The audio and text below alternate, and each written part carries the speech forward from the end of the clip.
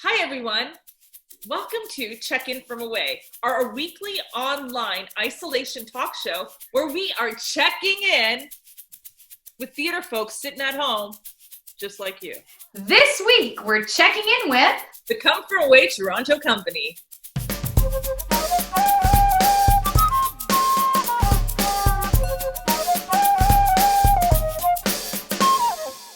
It's just me walking the red carpet for our opening night of Check In From Away.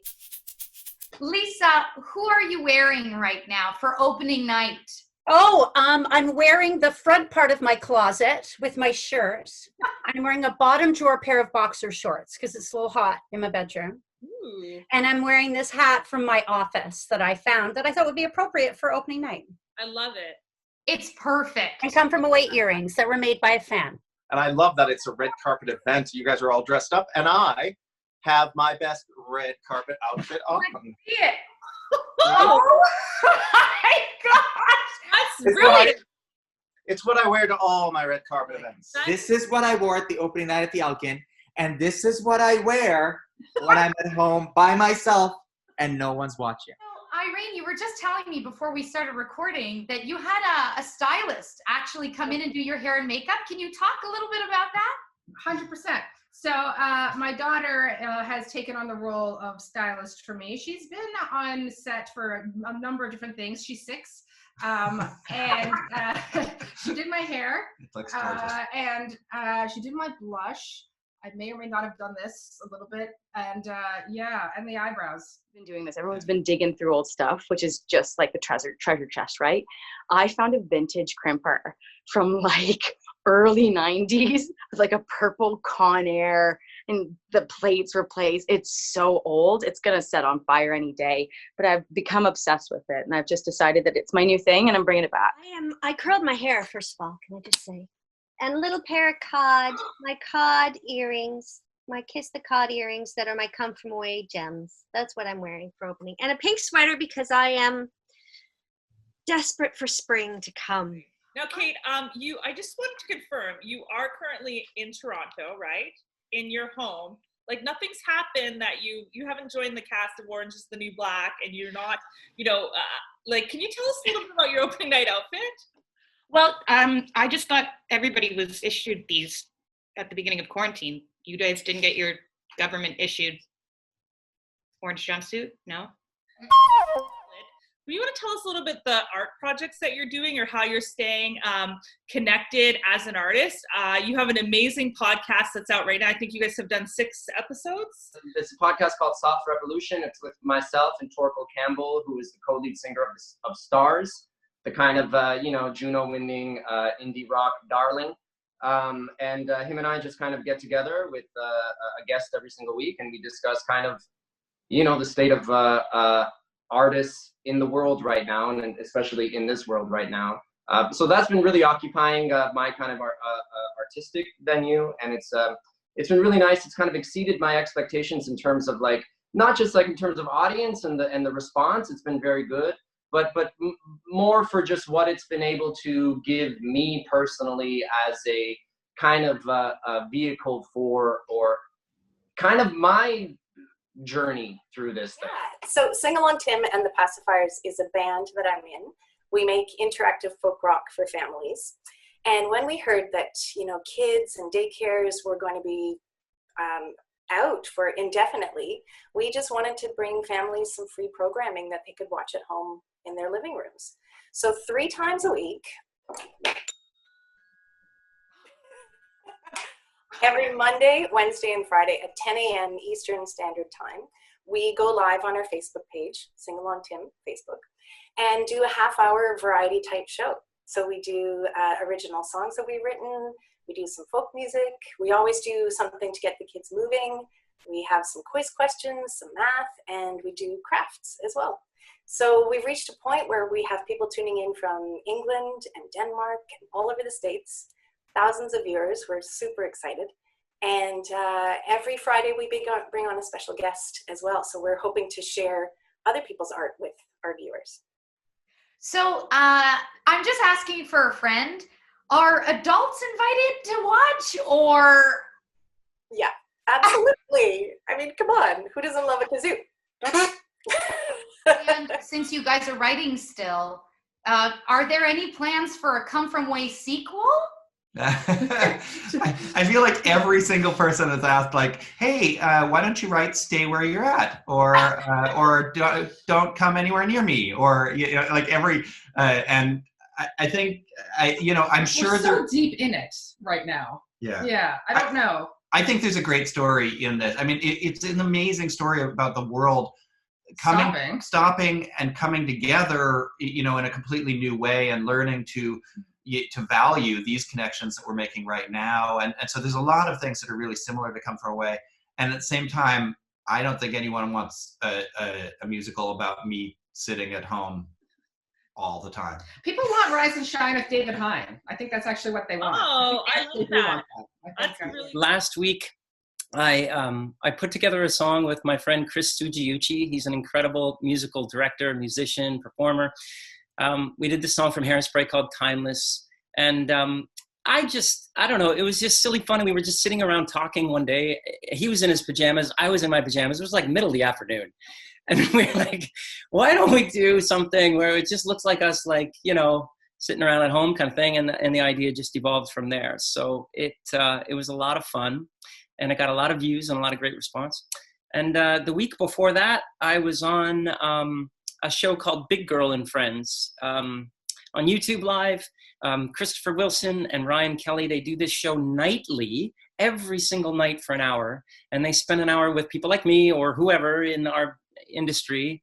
And they just talk about how they're coping. And then also they get to sing some music that they want to do. And yeah, so that video is up as well. And that was a lot of fun. The truth is that my biggest creativity is how to keep 2 children under the age of 7 entertained when they're not supposed to leave the house. So no kidding, there's a really serious amount of creativity that's involved in that. And it involves sort of every brain I've ever worn, because we have dance parties and painting parties, and we create things and we make things and we write shows and we're schooling.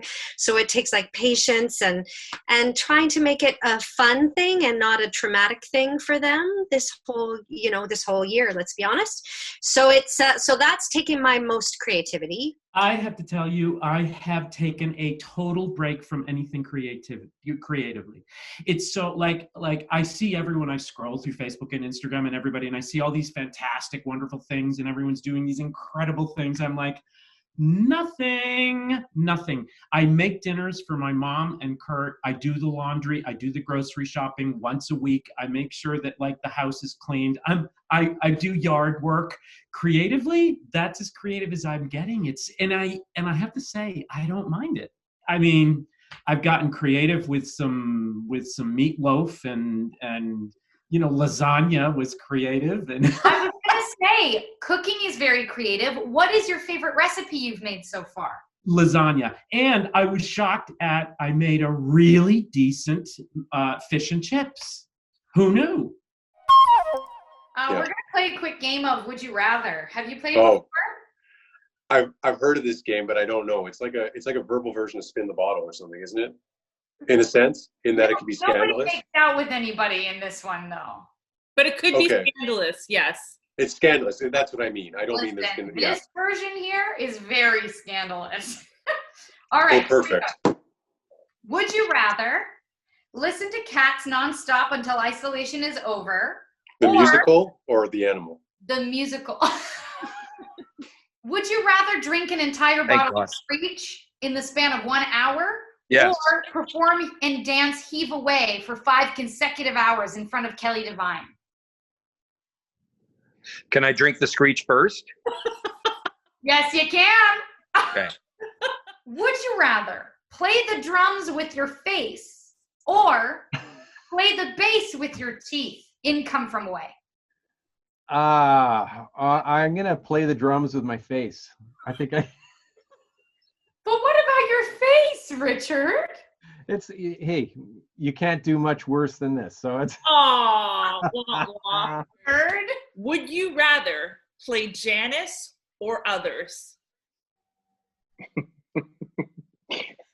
I would rather play Janice. Yes! Take that, Lisa! Take it! I think you'd be a great. Would you rather listen to the Cats soundtrack nonstop for 3 months, or dress up like you're performing in Cats for the next 3 months? I would like to dress up, actually. I'm not a furry or anything, but I can barely be restrained from dressing up as a cat under ordinary circumstances. I can definitely see the appeal. Here, would you rather, start with an easy one, eat fish and cheese for the whole of isolation, or eat bologna sandwiches for all of isolation? Bologna sandwiches. In fact, I've gone back to comfort food. Again, it's supposed to be quick, but I can't be quick. I've gone back to comfort food, so I'm eating like a ton of like processed meat. I don't know. Bologna sandwiches.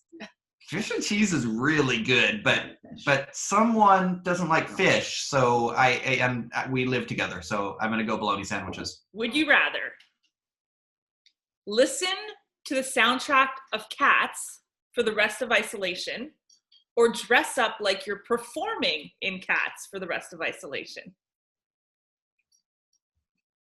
Oh, it's so hard. I don't think I could handle wearing makeup and spandex 24/7, but I did do a production of Cats. I played Rum Tum Tugger many, many years ago, and it was some of the most fun I've ever had on stage. So I would listen to the soundtrack. It actually doesn't bother me, and I think I would remember some of my choreography. I have to tell you, Clint, out of the 12 people we've already asked this question, you are the first one to say you would listen to Cats. I would. So the serious part of the program here is that we're wondering, and everybody at home wants to know, what have you and Penner been doing in isolation for the last 6 weeks? Well, we've been doing so many things. Like the amount of things that I have done in the last 6 weeks are kind of remarkable. I've had my periods of downtime, but I'll tell you one of my favorite things that I'm doing is I'm taking courses in biology, chemistry, and physics, which is really cool. It's at my own speed, which is great, and I can do it any time of the day. So after I homeschool Duke, I can go online and learn the things I should have learned in grade 12, and I'm loving it. You know what I think our viewers want to hear, Greg? Who's been cutting your hair in isolation? I had to cut it myself. You don't want to see the back, let me tell you. And so, like, can you walk us through the process of how you did this? Like, what did you do? Oh, it was brutal. It's like, chunk. Oh! Fix that. Chunk. Oh! Like all that kind of stuff. And you're like taking chunks out, and then you walk down the street and they're looking at you laughing. And you're like, why are they laughing at me? And then you start looking in the mirror, and then you laugh at yourself. Then you have to fix it. What's that piece of art that's behind you? It caught my eye and it's really gorgeous. Can you talk about it? I appreciate you asking me, actually. Bonnie Harris painted that, and I bought it from her. She's Kristen Peace plays Bonnie in Come From Away. And all of the pieces that Bonnie sells, she donates to SPCA, the SPCA in Gander. And SPCA has got a big plug going on across Canada, and I would say North America. They're really looking for some donations as well right now, because they don't want people to forget, in light of everything that's going on, whatever they can afford. The SPCA is really looking for some donations right now. The first question that I think everyone wants to know, and especially Justin Trudeau, he wants to know if you've been speaking moistly on anyone lately. Because it prevents you from breathing or speaking moistly on them. Oh, what a terrible image. That, I think, has been my favorite thing of the whole last 6 weeks, was that day, because every morning I have my morning routine, sit down with my cup of tea and get ready. And that morning I was sitting on the couch with Rigby, my dog, and my arm around him, and I'm watching the thing on the press conference on my iPad. And I literally, I was crying. I was laughing so hard. I didn't hear anything else that happened in the press conference. And I stopped and went running over to Michael, my partner. And it's like, you've got to hear this. You've got to hear this. And oh my God, I just died. I think I laughed for days. And now everybody sends me anything that has to do with Justin Trudeau and that line. Everybody sends me. I think I got 1,000 emails about the song that people turned it into. So funny. So are you online dating during isolation, or are you kind of putting that on the side, or are you, No. you know? I'm really looking at this as a great opportunity to actually enjoy my own company. And to my surprise, I actually like myself. Oh, I think, and it's kind of a new thing for me. I'm not making any promises, but so far so good. And I think that's kind of really a prerequisite for being in a relationship. There's otherwise, I've found that you're just kind of spinning your wheels. My wife Kathleen recommended this the new Sarah Harmer record called "Are You Gone." It's really good, really sounds great, and great songs, like perfect album length. Also Esperanza Spalding's 12 Little Spells. Actually, my friend Matt Stevens, a guitar player from Toronto, he is one of the producers on it, and they won a Grammy. So technically, that means he won one. So technically, I'm friends with the Grammy winner. So technically, I'm famous. Are you planning any upcoming vacations? Any kind of destinations you have in mind that you're thinking about, checking out? Yes, I am going to decorate my living room with pineapples and palm trees. And I'm going to go on vacation for a week next week to the islands.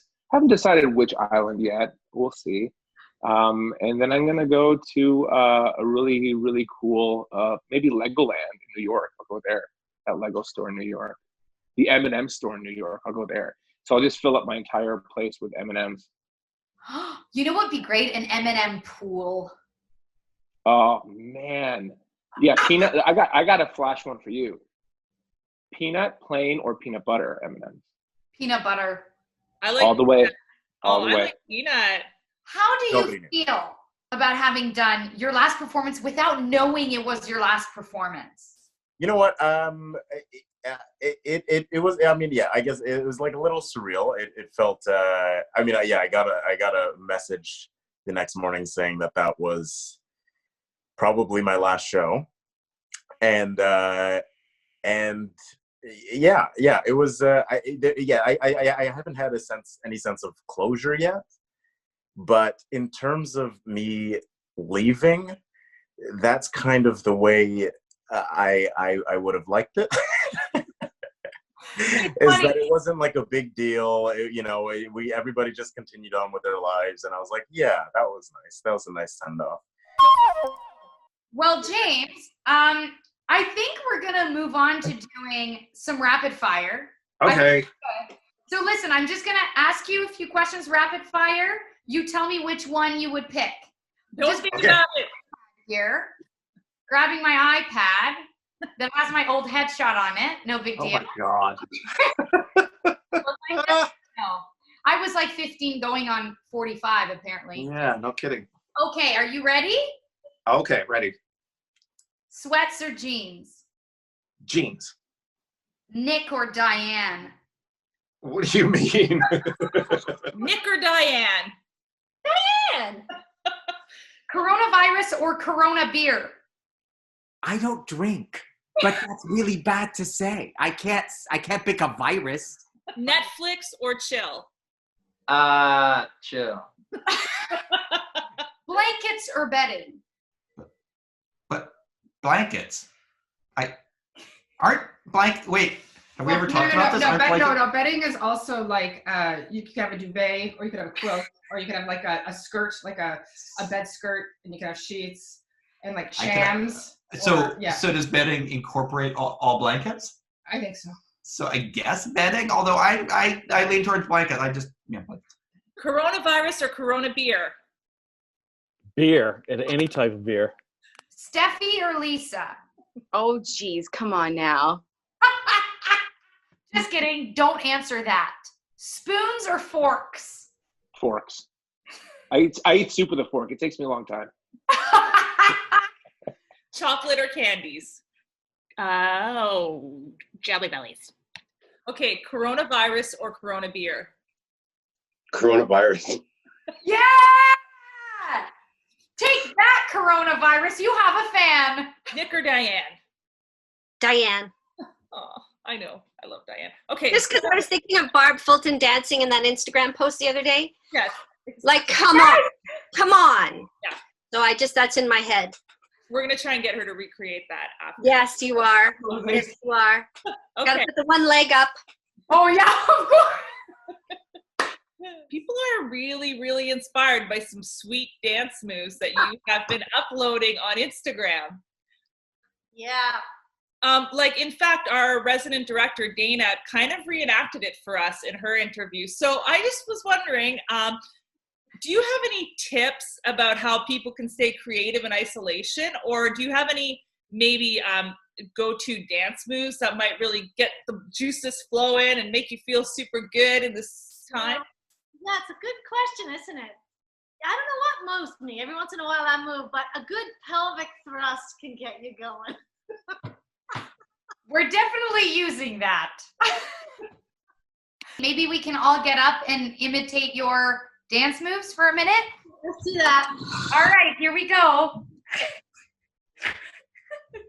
There it is. Love it. Thanks, Barb. I really needed that just now. That's true. Me or the sky? You. Yes, baby. Me or the sky? You. Aw, thank you. And that concludes our round of rapid wow. fire. We're airport rules now. We're full airport rules. You want to wear a formal airport rules? Hell yeah. You want to drink a beer at 10 a.m.? That's what you do. You want to wear a formal dress and sit out in your backyard for 3 hours? No one's judging you. It's airport rules. I like that, airport rules. I didn't understand what you meant by that. I was like, airport rules? There are no rules. You follow the rules that the people in charge have given you. And other than that, it's fair game. Yeah. Fair game. You know, I find the best thing for me is just getting outside, like breathing air outside and you know, walking the dog, clearing my hair, having time actually on my own away from being isolated. I've been through a lot, as we all have in different ways in our lives, but I've been through situations like this in some facets where the world just stops. Back in Lebanon, there's been times of political discord or safety stuff. There's been wars and stuff. And I've had to, you know, be shut down in my apartment, and there was no electricity and there was no Wi-Fi, and we didn't know if we'd have food, and I was young and scared for my life and all of that. And so for me to put it into perspective here, it's a horrible thing that's happening, and I don't wish it on anybody, and I understand that it's such a massive safety and health issue. But at the same time, I'm so lucky and so fortunate to be living in Canada, of all places, because we are doing such an incredible job collectively of how we're dealing with this as a country and as a population. I'm so grateful that I have the privilege of having my place, of having Wi-Fi, of having food. Grocery stores are still open. And being able to, for example, talk to my family and see how they're doing, talk to friends every day. I'm so grateful to be surrounded even virtually by artists who are creating art all the time. This is sort of a collective trauma. And I think it's important for people to recognize that. And I personally always take a gratitude approach, and I try and look for the silver linings. So for me, that's how I deal with things. And for me, I think that, you know, obviously we need to check in with our feelings, but we also need to be our own best friends. So if you had a friend that was struggling in a time of trauma, what would you say to them, and how would you lift them up, and how would you get them moving? Because for me, I think it's important that we always do something. Doing things always kind of, that little bit of action gets us moving and kind of gets us out of our heads. So for anybody who may be kind of struggling emotionally, I would say be kind to yourself, allow yourself the time, but also encourage yourself to do something. And whether that is a crossword or lacing up your shoes to step outside for 5 minutes, or whether it's a push-up, or whether it's trying to bake a cookie or open up a book on that dusty top shelf, do something that makes you feel like you have achieved something, or like you can do something, because there's so much that we can do. There's a lot that we can't do, but if we focus on those things, we're going to find so many of them. But I think you'd be surprised that there are also so many things that you probably never had the time for before that now you can do while you're safe and healthy. First Zoom I did was on Easter Sunday with my entire family from age 4 months to 60 something. And it changed everything. It made me realize we can get through this because we are in this together. I know that sounds trite, but it's not. We are in this together. So this is pretty amazing what you're doing here. So I love you. I love you guys. I miss you so much. On Easter Sunday, I also did a Zoom with my entire family. And amazingly enough, my grandfather learned how to use Zoom. Like, it was wild. But of course, you either get like 2 shots. Either you get the forehead up or or like getting this up and trying to explain, like, you need to move your camera. It's just so good. See you soon.